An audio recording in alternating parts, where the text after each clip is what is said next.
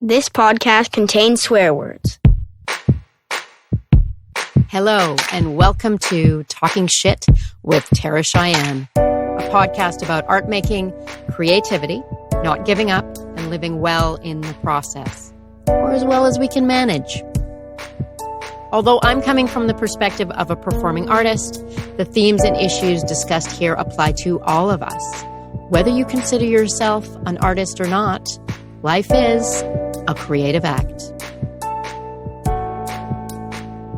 I'm your host, Tara Cheyenne Friedenberg, a choreographer, actor, dancer, writer, and educator living on the unceded, stolen, ancestral territories of the Musqueam, Tsleil-Waututh, and Squamish people here on the west coast of so-called Canada.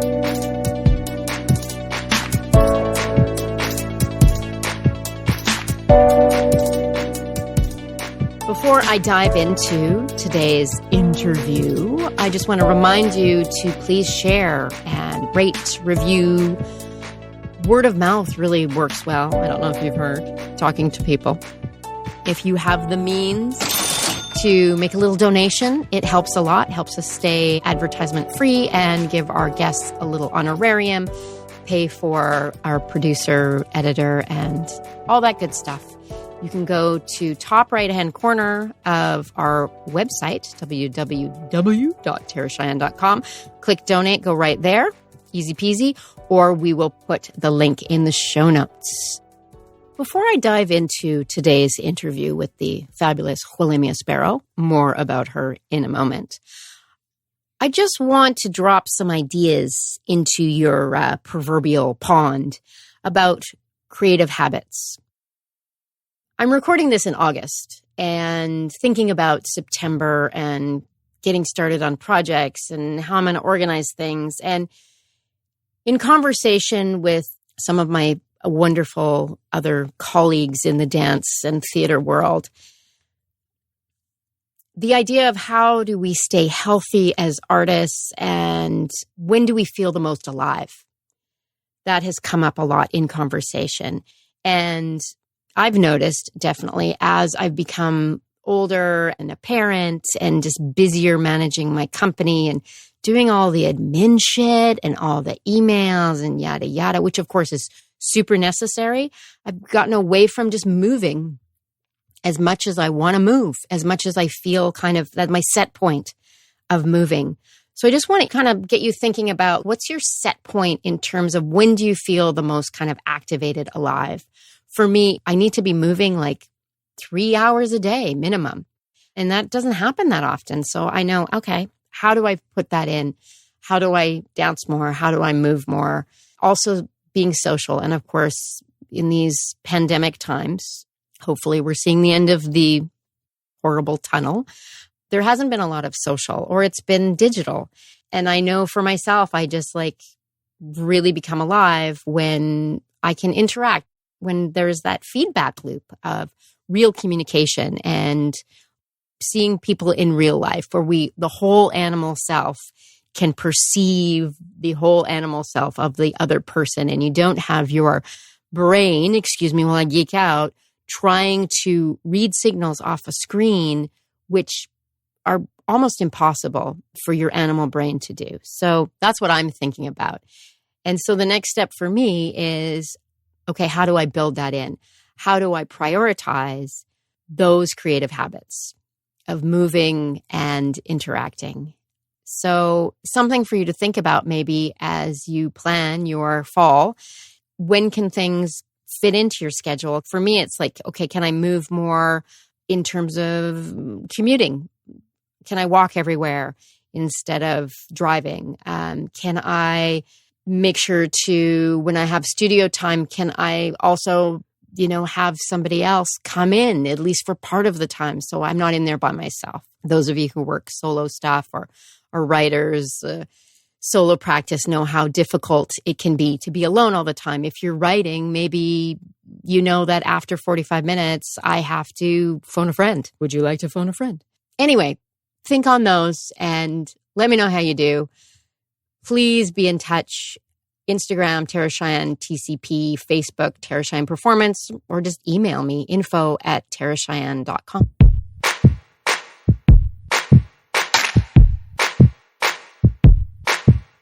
And now my interview with Quelemia Sparrow.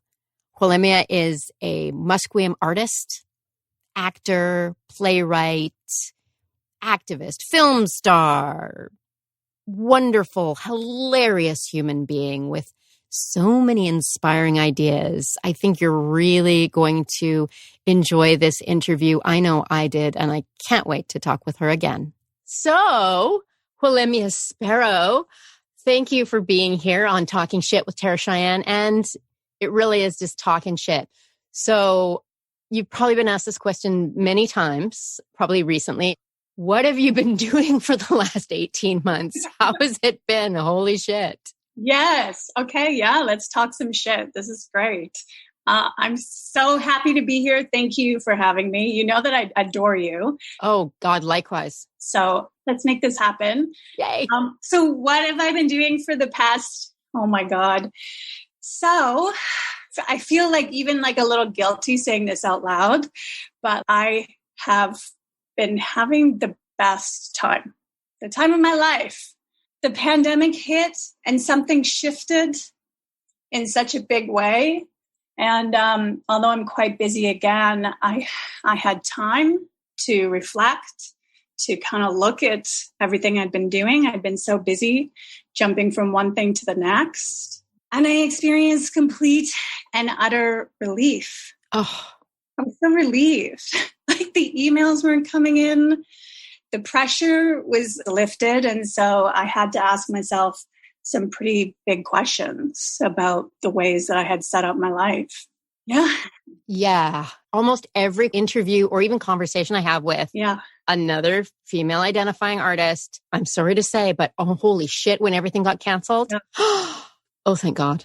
Thank God. Yeah. Really like reevaluating like how we work and live. And I don't know about you, but it's this idea that you separate life and work, and that it's so bananas because I am alive when I'm at work, actually. Yes. Yeah, it's so bananas. And for sure, there's this compartmentalization that begins to happen.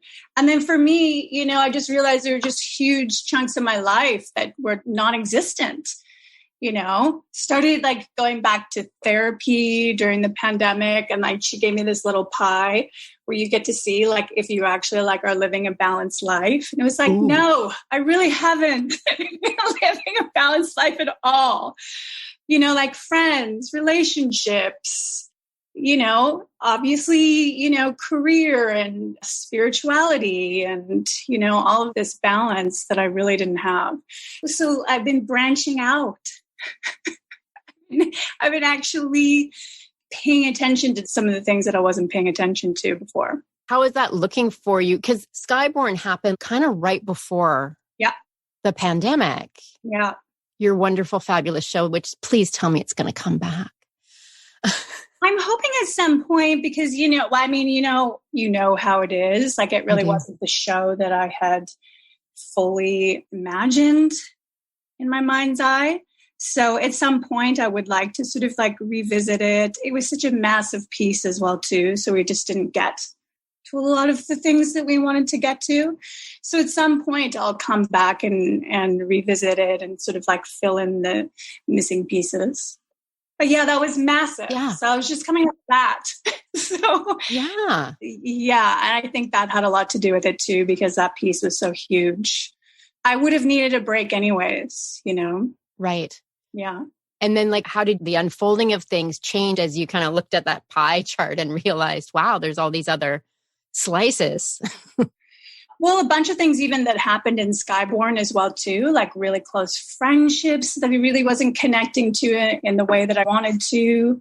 Reevaluating that and realizing that like, you know, when I get really busy, I get really like zoned in and focused. And it's like I can't even let anything else in, you know? And so I'm recognizing that and going, that's not a healthy way of being in the world, you know? Relationships with my friends are so profound and so beautiful now and so honest in a way that they really haven't been before, you know? And I'm just so grateful for that. And like connections with other women. I have like a witch coven group a little bit that I we do like new moon and full moon connections. I won't say we do like rituals or anything like that, but we like, sometimes it's just meeting and having a glass of wine on the full moon. And it's like just being able to like track that has been incredible. Like, oh, here we are. This is what you were going through in the last full moon, or this is, and the connection and like how in my friends' lives I am now because of that. Because we're kind of like going through this whole thing together and like analyzing things together and talking through things together and, marking it. Yeah. Yeah. Marking it and acknowledging it. Yes. Right? Totally. I feel like it's fantastic feminist subversive acts. And, yes, you talk about the moon and you're talking about like cycles and earth and everything. Yeah. And the fact we have been like kind of brainwashed into not stopping to acknowledge or to just like be with and being with other women. And that's beautiful. I wrote it down. I'm going to start doing that. Yeah, it's been fabulous. Like, and the difference between like 1:00 on Saturday to like, this is what we were doing the last new moon. Yeah. And you really begin to feel it. Like 3 new moons ago, this is where you were at, like wild. It's just a different way of being in the world. I love it. Have you noticed any patterns like for yourself or anything with that tracking? Oh God, yeah. I bet. Yes. Yeah, I mean, for me personally, just like connecting to that for sure, just understanding the power of all of that, and it's just like so innate in us. And if we actually take a minute to just feel the power of all of that, it can like show us so much. Oh, yeah. Yeah. So profound. I kind of lost my train of thought because I was lost in your beautiful eyes for a moment.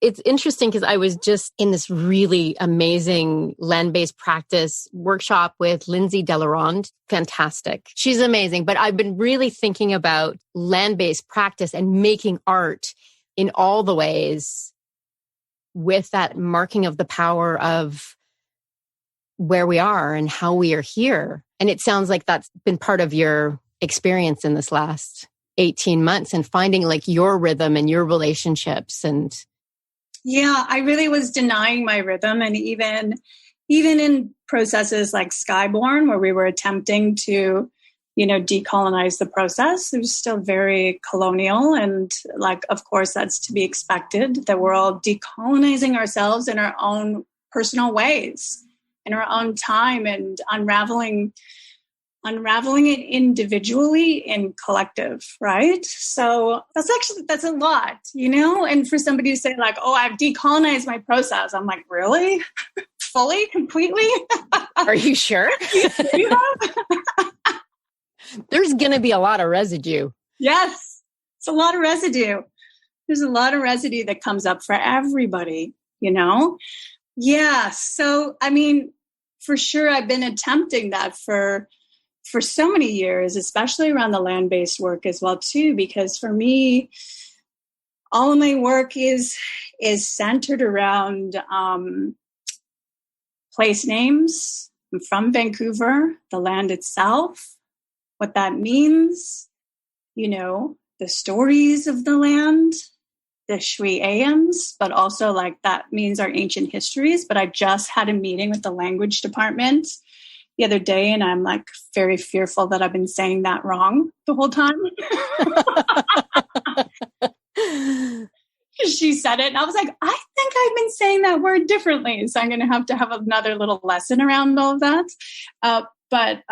Yeah, like our ancient histories, and it's been a process for me of unraveling it all, and like, how do I say this? Like taking away the desire of like rushing the process too much. Because what's been happening for me is that I land in a certain place name for a while. Because it takes a while to fully, immerse and figure out the stories and say things properly and actually feel the story of that particular place. So you're not just like rushing to another place name, right? Uh-huh. There is this like colonial urgency. People are like, what's this? What's the name of this place? What's this? What's that? I got to learn it all. Like now. But then there's this internal rhythm where I land in a place and I'm there for a while. And the other place name shows itself to me. Ah, yeah. And then all of a sudden I realize I'm like, oh, we're moving on. We're in another place name, you know? And then I stay there for a little while. Like, I'm trying to release this like colonial pressure of having to be perfect and getting it all done right away, you know? Because the part of it is like, it's a very personal journey for myself too, to connect to these places. And it's super healing for me, you know, as a Musqueam woman, to spend time in these places and not rush the teachings. Oh, yeah. I feel like time is such a big, important rhythm that everything about making theater, for me, making dance, the funding bodies, is so, just like you said, like that rushing, like before the pandemic, I kind of felt like somebody was like literally like pushing me through my life. And I was just trying to grab as much as I could, or the things, or grab the people, like, please come with me. Totally. A friend of mine up north keeps saying like, it'll just take all the time. Yeah. And every time she says that, I'm like, I can feel my blood pressure go down. Oh, it's just going to take all the time. Yeah. Okay. Yeah. I'm hearing like your practice and the place names, the rhythm is transforming. That's amazing. Yeah. So your creative practice is like everything in a state of transformation. Yeah, totally. And even like transparency. Well, I mean, I've always tried to be super transparent about it. You know, like I'm a Scorpio. One of my main values is authenticity. You know, it's always been one of like my number one main values. But like, ever like, especially non-Indigenous folk that like really wants so much of this information now, and they want the teachings, and I get it. You know, there's this like just incredible pull to connect to Indigenous peoples and to do the right thing right now. But there's also this pressure to show up and deliver. Mm-hmm. And as I'm organizing more things, like being the protocol keeper for the Transform Cabaret Festival, I see it in others that have been doing the same work as me, right? So I'm inviting other folks from other nations that do land acknowledgements. They're knowledge keepers, cultural carriers, varying degrees of like culture and language sharing. But this reclamation or revitalization is a process as well too. And I've been saying to everyone, like, hey, it's okay to be really transparent about this. And it's actually really helpful to be transparent so that non-Indigenous folk can really understand, like, our languages were stolen from us. Like, I have to have like month-long meetings with the language department in order to say 5 sentences. Like, it's a whole process. It's just not me standing up and like, speaking Spanish, like speaking another language.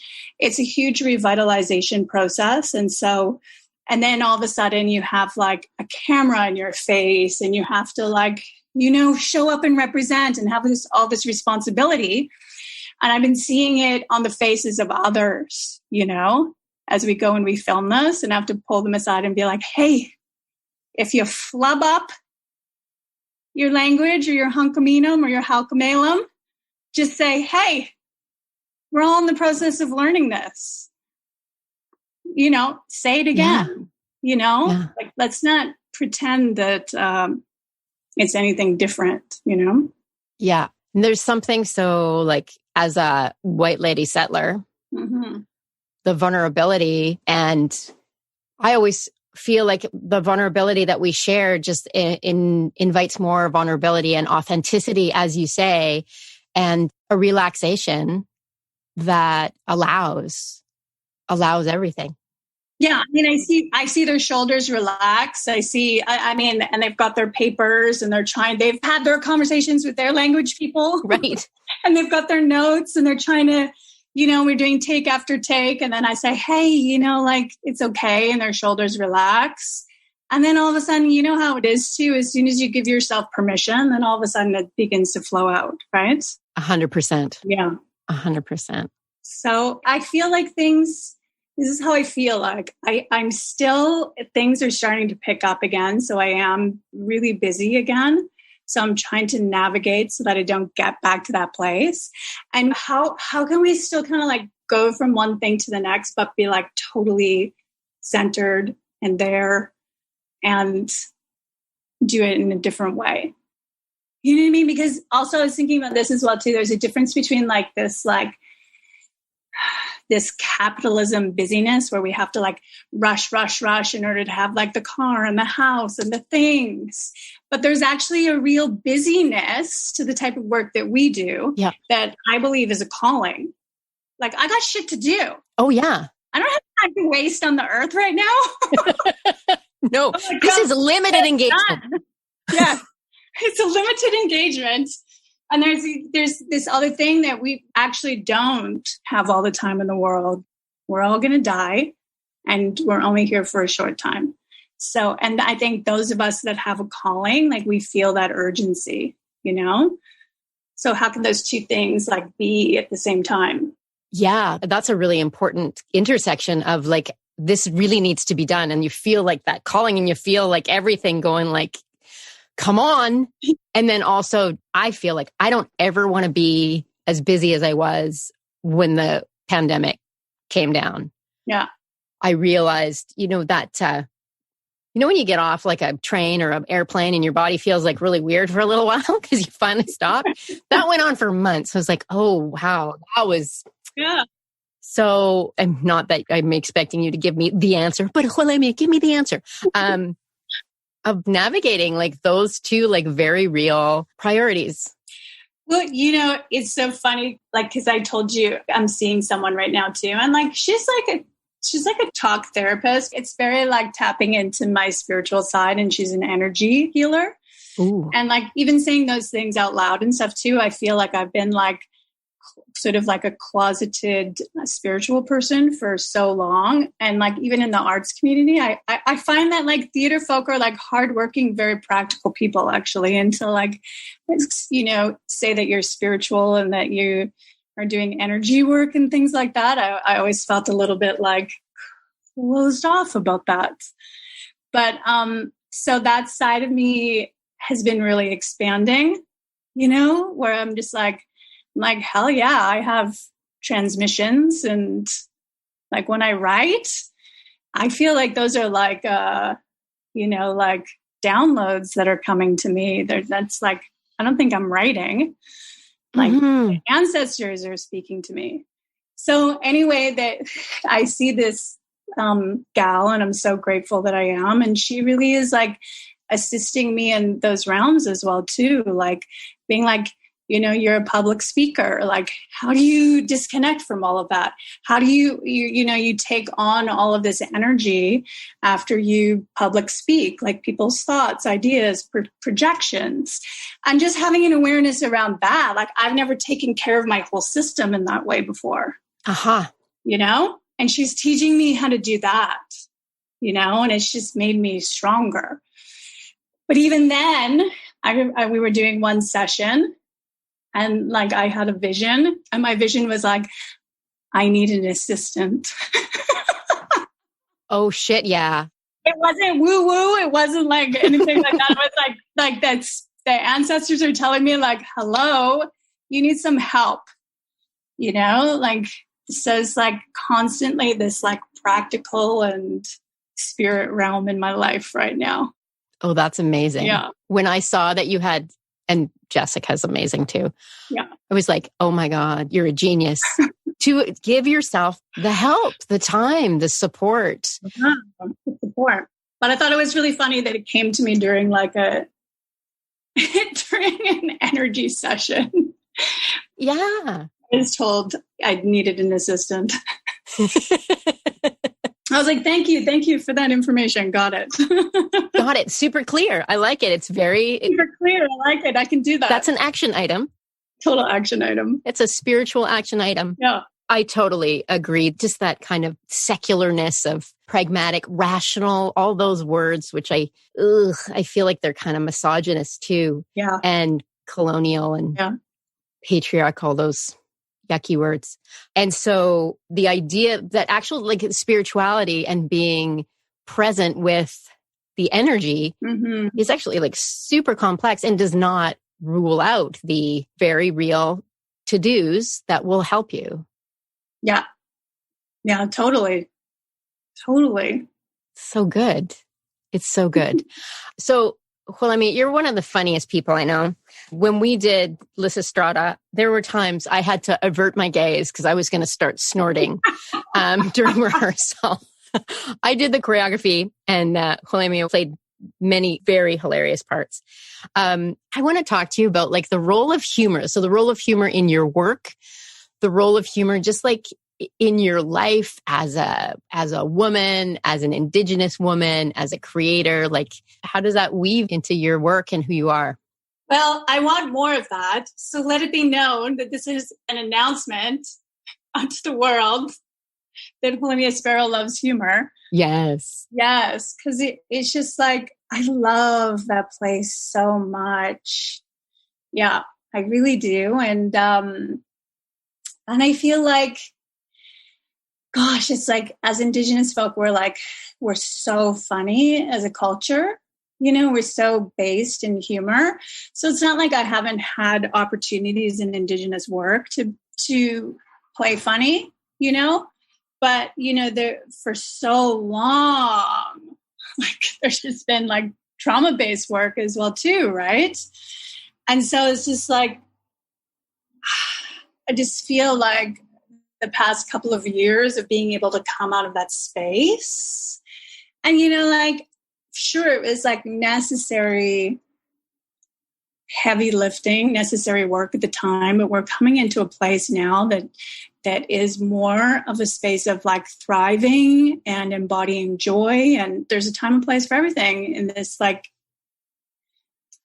healing journey cycle, whatever you want to call it, right? And so it's just like, I just like want the humor so badly. And then even I'm doing a movie in the summertime, small part, and there's just like a little moment in that too, where the mom's kind of funny, and it's just being able to do that and connect with the director over that as well too, and then being seen in that way. Like the director is like, nice, you're so funny. It's like, yay. You know, just to be able to be seen. Yes. In a different light, other than just like, I don't want people to just see like all the pain that we've been going through all the time as well too, you know? Absolutely. And there's more, right? I mean, as a person of Jewish ancestry, I feel like it's medicine. It's so necessary. For me, like it walks right up against all the difficulties. Yes. Yeah, there's just kind of like this bubbling. And do you feel like as a very smart person and somebody who's very subversive, do you feel like you're not given permission to be funny, or that you would just like that to be more of your palette? Absolutely. I feel like it's like an inner circle that knows this funny side. Like even in the theater community, like there's certain people in the theater community, I think, that know that, or I don't know, maybe that's just like my own imagination around that. But yeah, for sure. Yeah, that's a really good question. Yeah, it's one I've been thinking about. I'm working on a piece about gender and my own experience with gender. And just like, is there a restriction in, as female identifying folks, like how funny we can be? Yeah. And still be taken seriously and still talk about like super difficult things. Yeah. But with that humor, because it is like their humor to me is like, it's like their little doors. It opens all these little doors. Yeah. Yeah, no, it's a very good question. It's a very good question because yes. Because I am very serious at the same time, right? As well, too, because there's just like, there is so much responsibility. There is so much of that. But even in like my complex relationship with my dad, he is like recovering residential school survivor who's an alcoholic, like the humor that him and I have between each other in this like very like, you know, complex, heavy life of a situation, that's relationship that we have together. There's so much humor and love and ease in that. And like you said too, like, you sharing in Jewish experience around that as well too. Like, it's our way. It's like become like so much more than a coping mechanism, right? It's just the way that our culture is. Yeah, it's like these little threads of connection.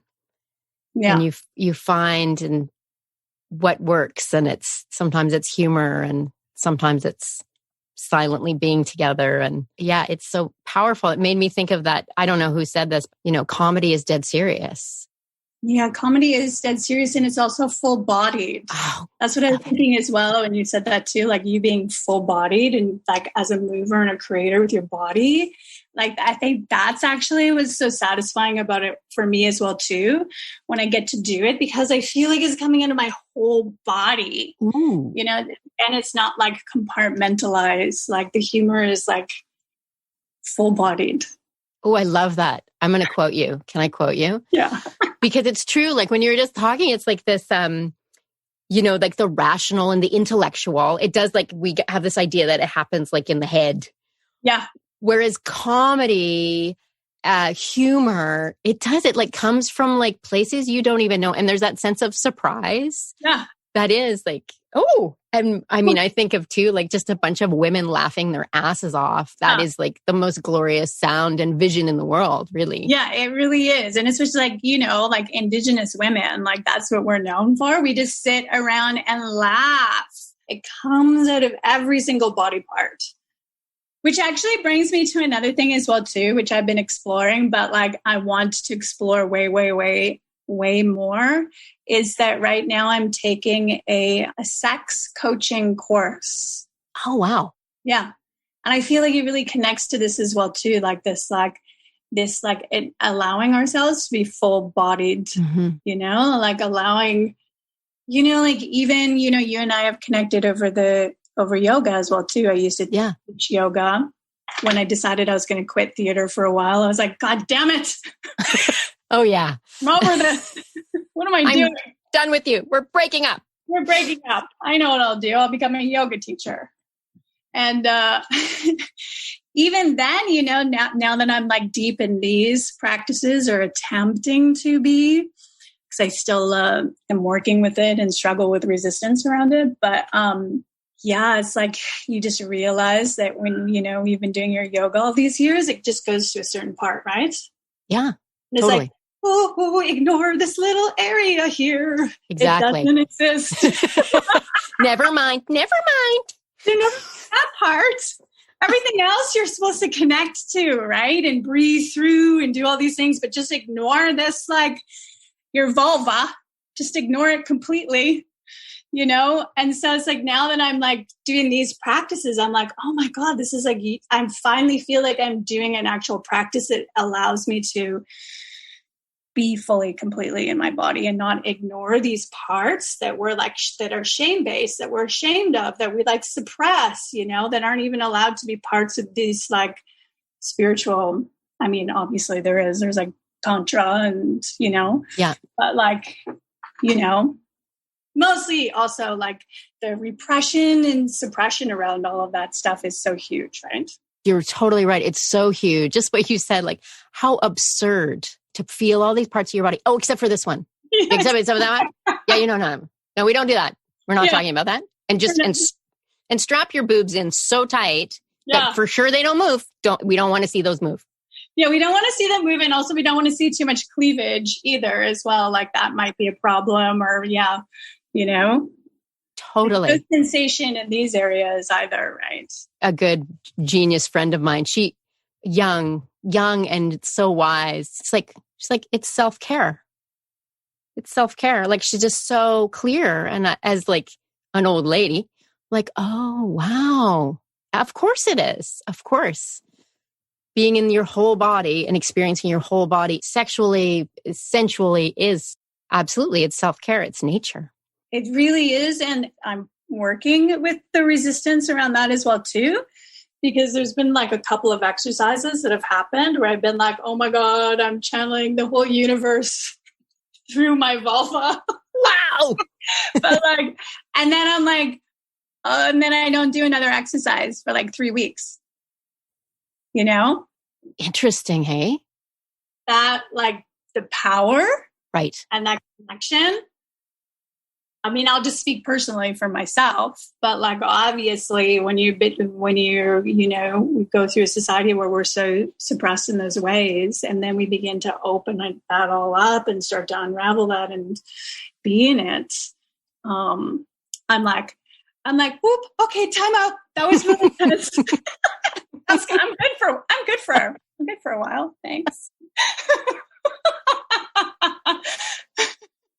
Oh my God. It makes me think like if we all right, everybody, we're all going to do it, because it's like the seismic, like literal energetic, like would all the volcanoes erupt all at once? Exactly. Right? Yes. All the female power that's been suppressed for so long. Yeah. Because they know it will change. We'll just take over and we'll just do things properly. God. Right? Yeah.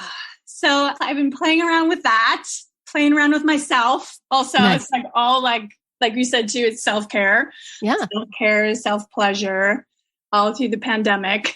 What's Quelemia been doing? Essential work. She's just been self-pleasuring herself during the pandemic.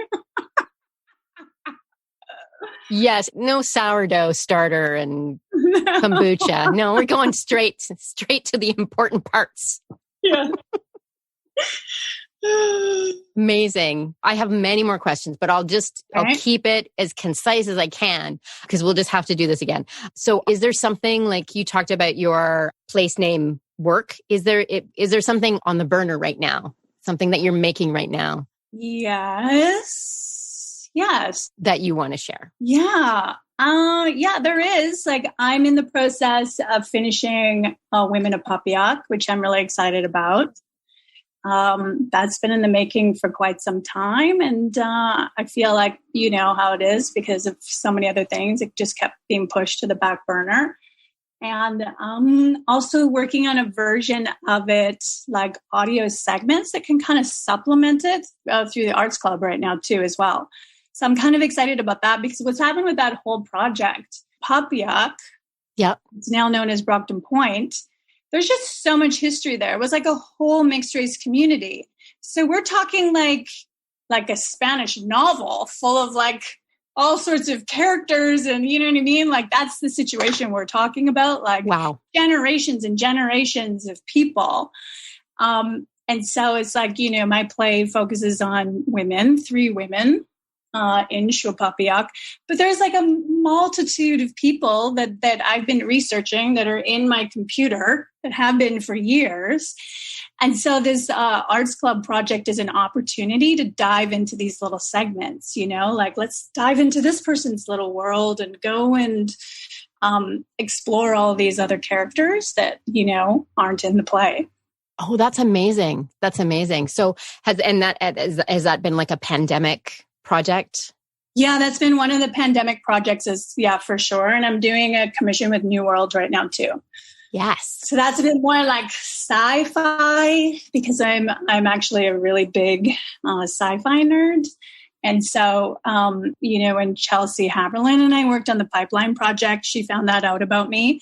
And then she reached out to me and she was like, about this sci-fi stuff that you like. Do you want to write a play?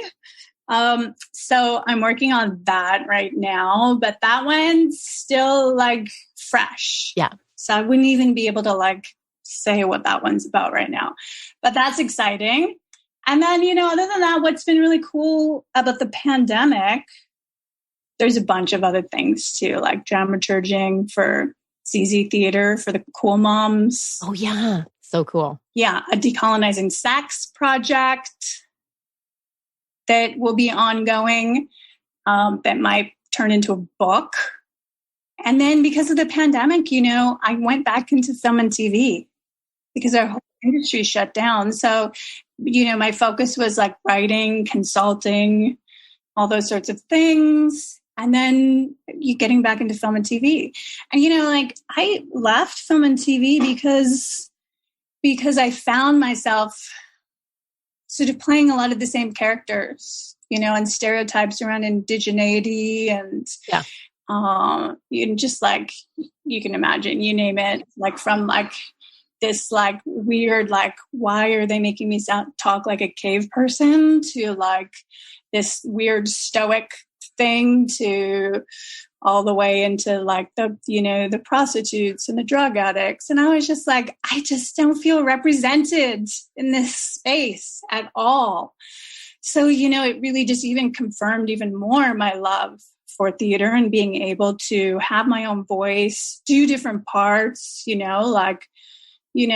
actually, be in Stratford in a Greek play if I want to be, you know what I mean? Yeah. Grateful for all of that. But, film and TV, just I never got that, or it was rare. And when you did, it was like, oh, fantastic. Like, not saying that it didn't exist. Wow.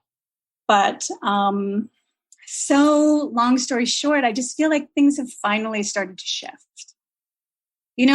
The whole world is shifting, and along with that is like the voices and story. Like we're having a lot more stories like written by Indigenous people for Indigenous people, and then also the non-Indigenous stuff as well, and also opening up to like a couple of characters where like, oh my God, it doesn't matter what I am. I'm just a human being. I've waited like 20 years to play a human being. That's a fantastic quote. I've waited 20 years to play a human being. Yeah. And it's finally happening. So I'm really excited about that. So I've just had a lot of fun, like auditioning and going into that world. And I'm pretty excited about it. More in film and TV. That's fantastic to hear. Yeah. Yeah. I know a lot of people have been like going back because that's what there was. Are there more like women directing and writing? Yeah. It sounds like I see the names and I get really excited. It's really exciting. I'm working with this young director, female woman, and she's just like so amazing. I'm inspired by her and blown away by her whole process. She has this amazing transparent process where we're all on Miro boards together and having meetings and about characters, and like so transparent about like her ideas and her shot list. And like, we haven't even started, we haven't even like officially started yet. Or like asking us if like me and my son went on this like fake outing as like mother and son the other day. I was like, oh, it's like a theater exercise. Yeah. Oh my God. Yeah. So yeah, she's fantastic. So that's, it's totally what it feels like. So I feel good. I'm like, oh God, about time. Shit. Yeah. I want some of this change as well too. I feel like I've been pushing a boulder up a hill for a long time. Oh. So I'm like, please. Right? Yeah. Oh man. Yeah. I was just telling a friend what like I did film and TV like 100 years ago, and even though like I'm full on a character actor, I kept being sent out as a body double. Oh. Because I was a skinny little dancer. Oh, okay. And I was just like, if I get cast as somebody's ass one more time, and of course it happened, and I was like, I'm out and scene. You wanted to be a human being too. I did. I wanted to be more than a dancer ass. Yeah. Ay. Amazing. Okay, I've got like one more. Okay. I ask everybody this. And you've already given us like so many fantastic things, like the moon and vulva and all the things.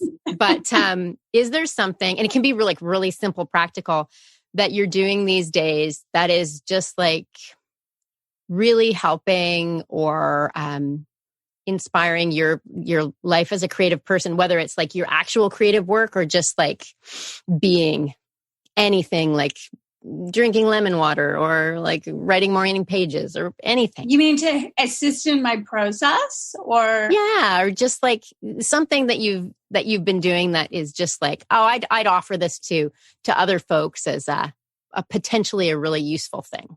Oh gosh. That's a really hard question. I know. I was also doing a bit of teaching over the pandemic as well, too. I was teaching playwriting at Studio 58 for a while. Ooh. I knew even the stuff that I was saying to the students, I was like, note to self, like, follow your own. Follow your own advice. Follow your own teaching, your own advice, right? It's very hard. And like, really, this is going to sound like so basic, but for me, it really is just like setting aside the time to do it. Like you just have to do it. You just have to show up. That for me, it's like showing up. Because, if I put so much behind it, like, even me like listing off projects to you right now, I try not to even think about it. Because if I think about it, it's too much, right? It's too much. Like, I got to do this. I got to do that. They start to turn into tasks, And if you're this is how we make our living as like working artists. Like the last thing you want to do is for these things to turn into like tasks and for you to look at them like their work. So I just show up, I create the space, and I just show up. So it's like no pressure what happens in that space, but I have this like little space carved out, and then I show up, and then I leave. Amazing. And then I come back again, It's simple, but yeah, it's so hard to follow our own advice, but yeah, it's super potent because you get out of the like, well, I have to make something good or I have to do it like this. Yeah. And just creating that space, whatever it is, to simply show up and whatever happens, happens. Yeah, I have to have a next draft or whatever. And it's like, no, you've carved out the time and the space. So you just show up and see what happens. Like, I feel like we don't need to muscle things so much either, right? You make the space and you show up. And I kept telling my students that all the time too. Like, if you just write for 20 minutes a day, you will make something. It's as simple as that, right? It is. We make it so much more complicated than it needs to be. Oh, God. Right? Complicate everything. Right. I know I do. Oh, I do. 100%. I've been making dances for a long time. Yeah. My friend, she's like, well, just like her task to me is improvise to 3 songs you like, video it, and then go back and pick 5 moves. Yeah. Like, I was like, that is so simple. She's like, yeah. And that's how you make dances. Get on with it. And I was like, but my idea has to be sound and I have to have a theme and blah, blah, blah. Yeah. Write for 20 minutes. Yeah. Yes, exactly. And I always get like advice as well too. Like I've been training a lot more and like talking about having like balance. So I'm like weightlifting right now. Oh, love it. Yes. But my weightlifting trainer, he wants to write. He wants to become a writer. And it's fantastic. So every once in a while, we'll do these like little tidbits and sharing information and finding this like connection between like weightlifting and writing. Ooh. And which he'll do for me as well too. He's like, it's just like, he's got he's Hungarian. He's fantastic. He's like, yeah, if you just, show up and, have the discipline to show up and you do it, it'll happen. He's like, just like the writing, right? I'm like, yes. Oh, I love it. He's like, I wrote about the weather today. I'm like, great. That's all you got to do is show up and write about anything. That's a short film too, right there. Like you and the Hungarian weightlifting instructor writing. Just saying. I'll end up dramaturging his weightlifting book. Right? Oh, being an editor. Amazing. Yeah. I'd buy that book. Okay. Oh, thank you so much. That was like so fun.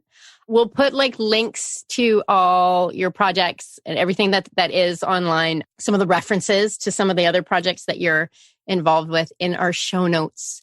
Thank you so much for your time. Yeah, thank you. That was fun.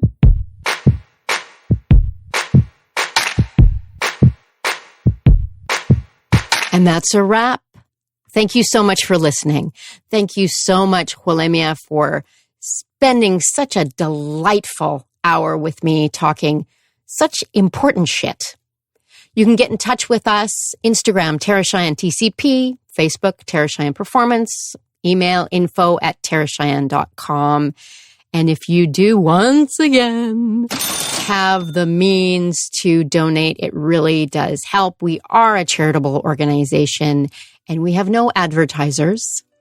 You can go to top right-hand corner of our website, terracheyenne.com, click donate, or links in the show notes, and we'll link to Quelemia's bio, projects in those show notes. Talking Shit with Terra Cheyenne is a project of Terra Cheyenne Performance, produced, edited, with original music by Mark Stewart. You can get a hold of Mark at markstewartmusic.com. Thanks so much again for listening. Plan those creative habits. We'll see you next time.